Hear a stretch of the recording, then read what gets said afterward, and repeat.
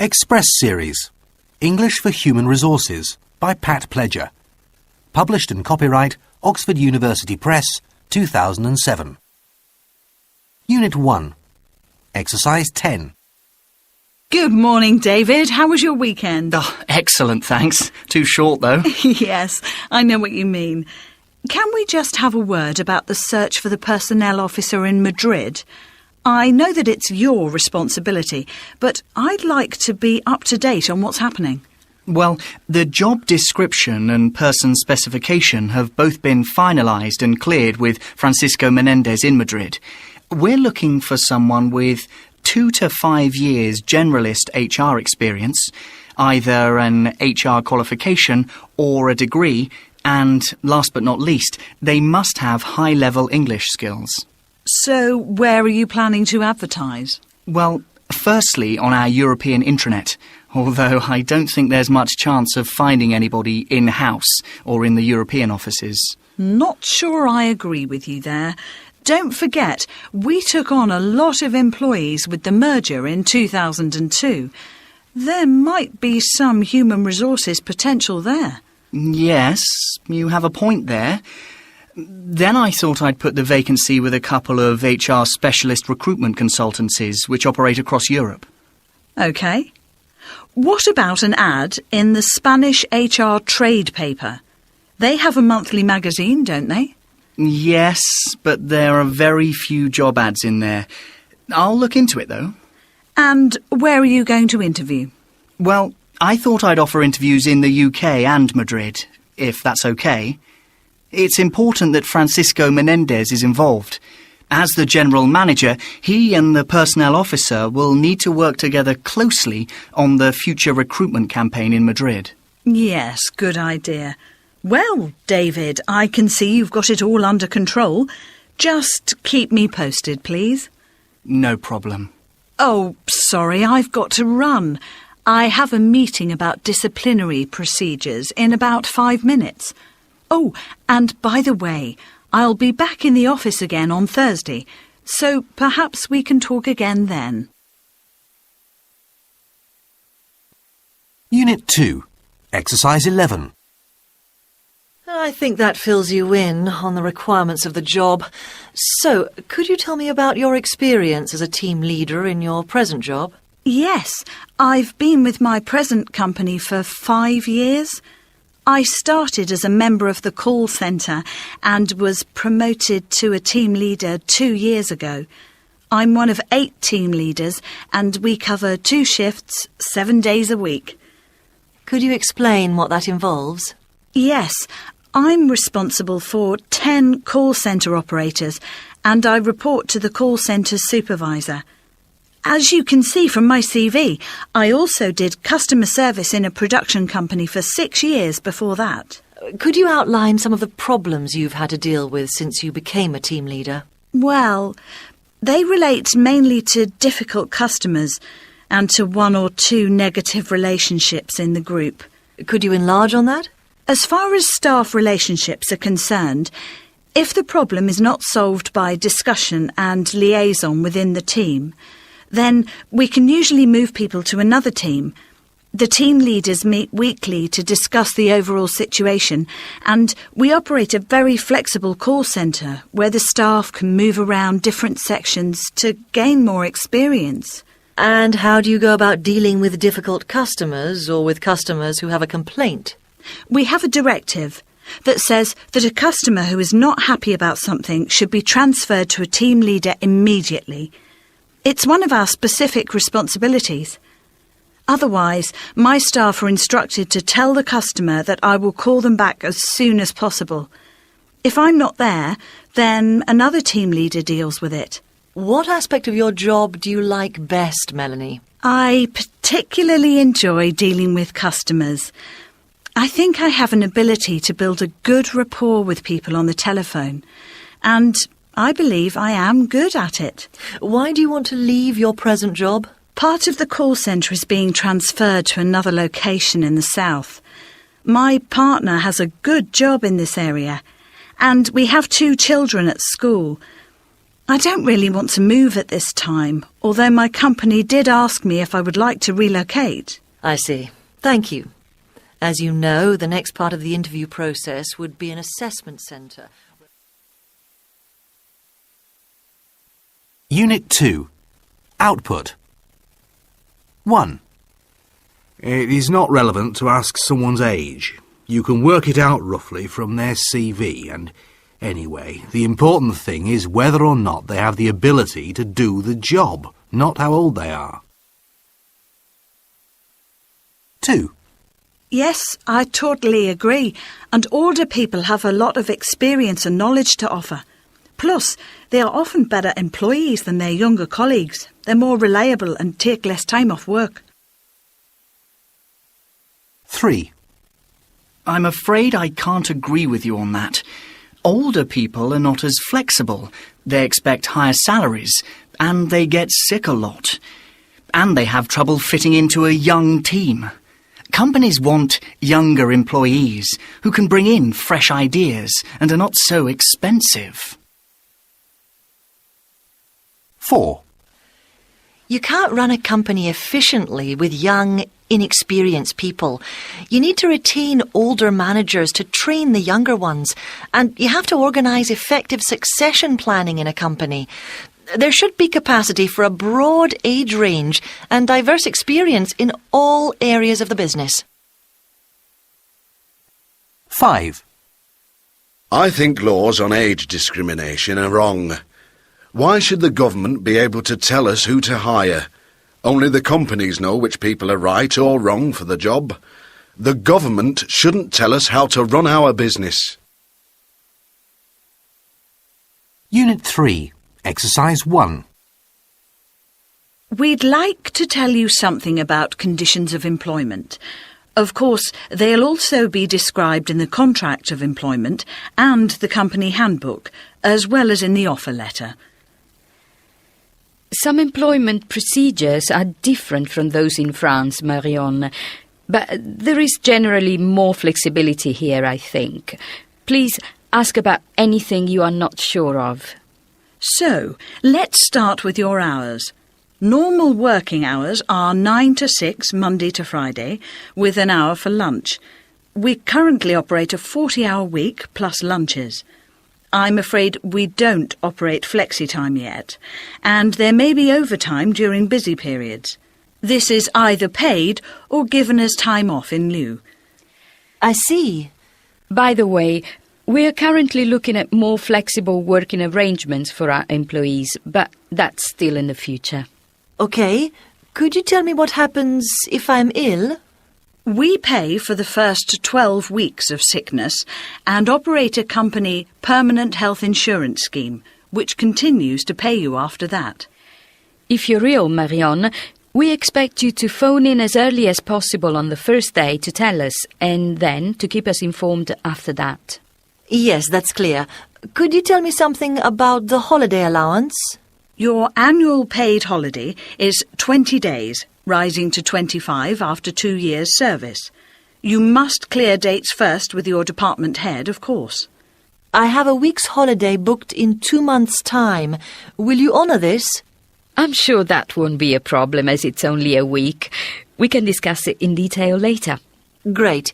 Would it be possible to see the contract? Yes, of course. One will be sent with the offer letter. We'll be taking up references with your previous and present employer.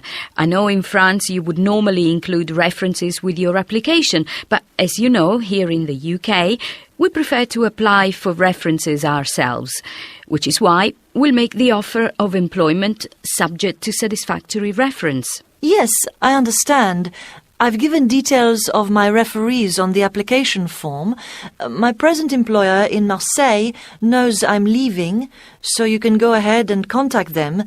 I'll tell them to expect a letter from you. Well, thanks, Marion.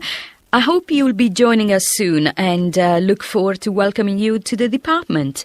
Maybe you'd like to meet some of the team over a bite of lunch? We'll all be going to the canteen in around 15 minutes. That sounds nice. Thanks.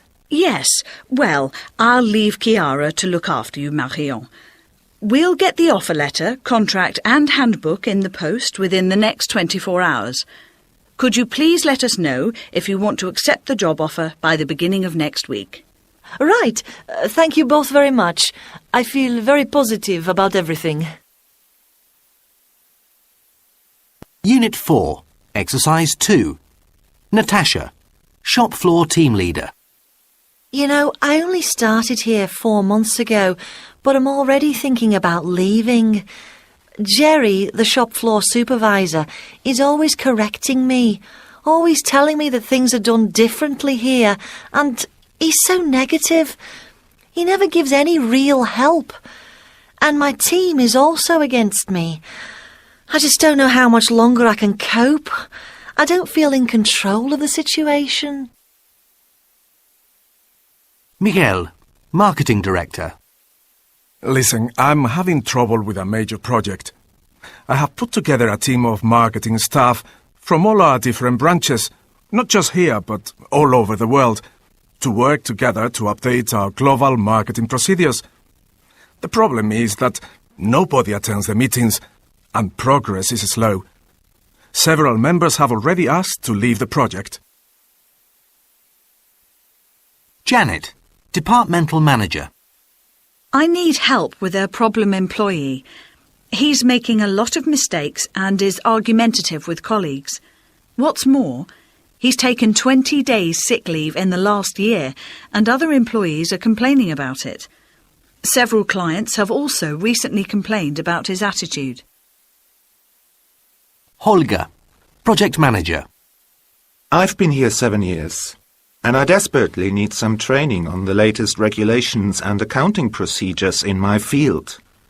I'm now coordinating an international project, and it's embarrassing that I know almost nothing about EU law. My boss tells me we're too busy for training courses, but it's essential that I'm totally up to date. What do you recommend? Can you talk to my boss? Unit 4, Exercise 6. Well, my biggest strengths are paying attention to detail and accuracy. Unfortunately, this slows me down and sometimes things get a little behind. How do you see the relationship with your team? Okay. I don't seem to have any problems there. And the output of your team? Tell me about that. Well, we were on target for the first 3 months, and then we fell behind because of staff difficulties. To be quite frank, Peter, you were actually 25% down for 6 months of the year. Yes, well, that's because Antonio was on sick leave for so long. I see. When did you realise that his absence would cause problems with meeting targets? Well, I knew it would from the beginning. Then, could you tell me why you didn't come to see me, Peter? You were away on that project in Turkey, and I had hoped to solve the problem myself by working overtime, and with the help of Karina Wielands. So what happened then? Why didn't it work? Karina had problems at home and couldn't put in extra time, and I had too much to do with the day-to-day stuff. No one else was able to do it. With respect, I was only away for a month. Why didn't you raise this issue at the regular team meetings? I'm concerned you didn't feel able to discuss it with me. Actually, I prefer to deal with these things myself, and you're always busy. But the results are not very impressive, Peter. Your team can't help to resolve the problems if you don't discuss them. You need to think about delegating more to other team members. This will reduce the pressure on yourself. So, how do you suggest we go on? How can I help you? Well, perhaps we could have another team member until Antonio returns. And maybe I need some training in leadership skills and time management. Actually, there's a bit of a cultural problem with Antonio too. Before he went sick, he was having difficulty dealing with the Austrian formality and wasn't very happy here. That caused a few problems with other members of the team. OK. Well, neither of the first two suggestions should present a problem. I'll talk to our production director this afternoon. And I know about Antonio's problems. He has discussed them with me, and we're sending him on some cultural training when he's back. We may do it for all your team, as it's such a mixed group. But I'd like to add one other thing. I think you and I need to improve our communication, Peter. So let's meet weekly for a while and see how we go, okay? OK, that sounds good. Right. Going back to the question of output, we have to get your team's output up to scratch as soon as possible. I'd like you to arrange a meeting with your team and discuss how you can improve performance in the coming months, okay? Yes, fine. Finally, on a personal note, Peter, how is your wife settling in? I think there were a few problems initially. Yes, that's right. Actually, she's now found a job in her field. She's a physiotherapist, and she's very happy with it. So, that has taken a lot of worry off my shoulders. Unit 5, Exercise 1. As you know, we need to review our benefits package to bring it in line with our offices in Denmark and the Netherlands. What is your view on this? Paula? Yes, I think we need to introduce more family-friendly benefits and also flexible working hours. Too many staff are working overtime and having problems with their work-life balance. Could I have your input, Steve? Yes. What exactly do you mean by work-life balance, Paula? It means trying to achieve a better balance between work and home life. I see. Well, I'm definitely in favour of flexible working hours. However, I think we should also look closely at childcare and even elder care provisions to encourage some of our female staff back to work. In fact, I'd like to submit a proposal on this at a future meeting. Good idea. How much time do you need? Could you submit something at our regular meeting in a fortnight? That's fine. Paula, could you please prepare a summary of all our current benefits and ask accounts to print off a list of the annual costs? These subjects are high on the agenda at the next international meeting in Zurich, and I'd like us to have some good input for the meeting. Yes, OK. By the way, I've had several discussions with our colleagues in Amsterdam and Copenhagen on their ideas for new initiatives on flexible working, so I'll fill you in on that too. Good. And I'll give you the details of the new profit-sharing bonus the directors have been discussing. Unit 5, Exercise 9.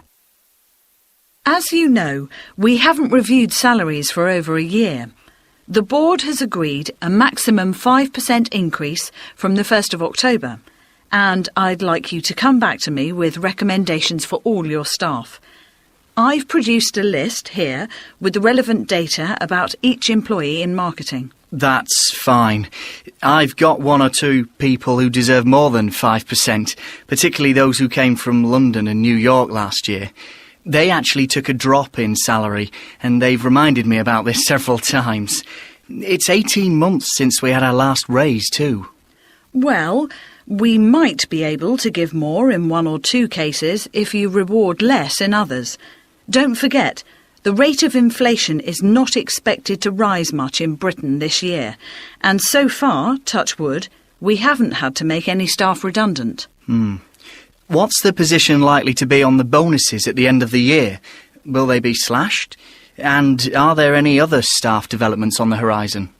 Well, we are proposing to carry out the performance reviews in November and early December, and that will determine the final bonus amounts. We're trying to separate the salary review from the performance review in future. We're also looking at flexible working and maternity and childcare issues. Your department is particularly vulnerable here, as you have less staff, and therefore a number of people who work too many hours. Also, there are several women on maternity leave at present who I believe you would like back. Frankly, Tim, I'm worried about the number of hours some of your staff are working. It has to be contained. OK. I hope we'll have the opportunity to discuss some of these issues at the management meeting.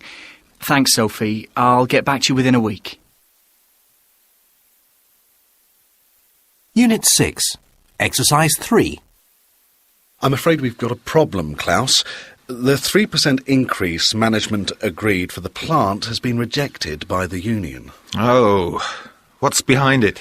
They want the same increase as the white-collar staff, at least 5%. The union representatives held a meeting with their members last night and failed to reach agreement. What was your counter-argument? We haven't had an official meeting yet. That will be next week. But I told them that sales were down and that if things got worse, we might have to think about some redundancies in Amsterdam. I also reminded them that they had a 3% review a year ago. Did you know that the white-collar staff haven't had a review in salary for 2 years now? We froze their salaries because we had lost a huge contract. And then there was a recession. But we decided to review the shop floor workers to avoid industrial action. All this happened just before you joined. I see. Well, I know they want at least 5%. It appears there have been rumours of an economic downturn in the industry and the transfer of work to the Polish subsidiary.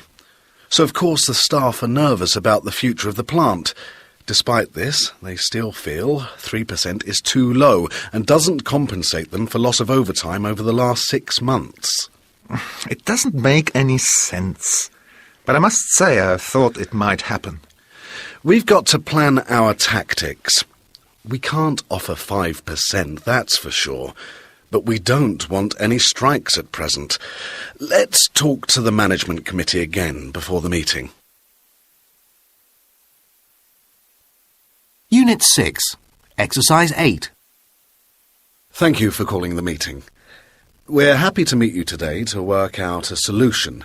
We'd like to start by welcoming everyone and restating our proposals. Then perhaps you could outline why the offer was rejected by your members. Klaus. Yes, a 3% increase has been agreed, which we consider as a reasonable and fair offer, given the current economic situation, and the fact that our sales are down. The outlook isn't a very bright one at present, but we think things will improve in the next 6 to 9 months, provided we can contain costs.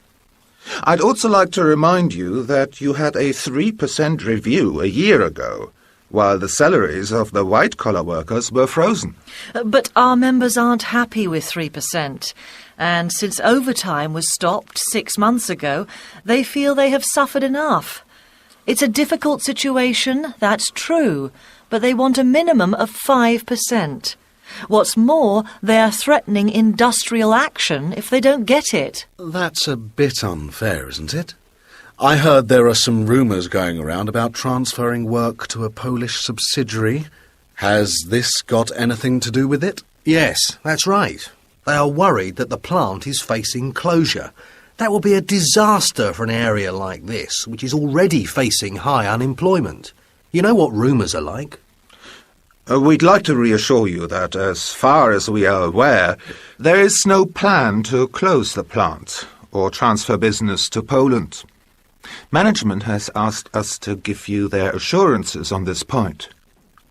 We've studied the figures, and the bottom line is that there is not much money in the pot, so we have to reach a compromise. I'm sorry, but why should we believe this? Outsourcing is happening everywhere at present. Cheaper labour, cheaper factories. Well, let's not get too hot under the collar, Bob. We consider ourselves to be a fair and reasonable employer with a consistent record of commitment and honesty with our employees.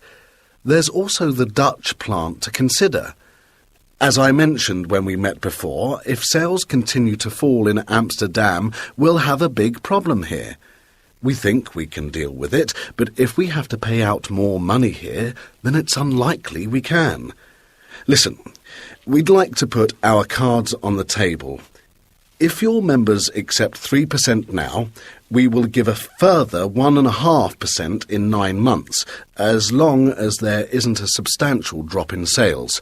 But we want your assurances that there will be no industrial action. Could we have 10 minutes to talk about it outside? Certainly. Let's break for coffee and meet back in 20 minutes. OK, we think this is a reasonable compromise. Our members will agree 3% now and 1.5% in 9 months. And you have our assurances there will be no industrial action. That's it then. A successful conclusion for everybody. Thank you. Good. I'll send you written confirmation tomorrow, which you can post on the notice boards around the shop floor if you like. The 3% review will take effect from the 1st of March.